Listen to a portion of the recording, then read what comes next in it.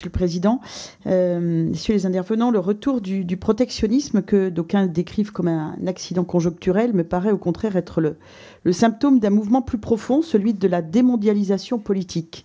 Nous assistons à la fin d'un cycle ouvert dans les années 90 où le commerce international était censé tenir lieu de paix, où les flux de biens et de capitaux devaient, par leur seule dynamique, organiser le monde et réguler les rapports de puissance. Ce moment d'optimisme libéral avait sa doctrine, celle de la main invisible, et sa promesse, celle d'une prospérité partagée qui rendait les nations interdépendantes, donc raisonnables. Or, cette main invisible a cessé d'agir.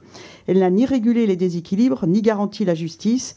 Elle a produit des dépendances stratégiques, des colères sociales et un sentiment d'impuissance politique qui nourrit aujourd'hui le besoin de protection. Le protectionnisme contemporain n'est donc pas seulement une réaction défensive, il exprime la volonté parfois confuse mais réelle de retrouver une maîtrise collective, c'est-à-dire une main retrouvée, celle des peuples qui veulent savoir d'où vient ce qu'ils consomment, celle des États qui redécouvrent que la souveraineté économique n'est pas un luxe mais une condition d'existence politique.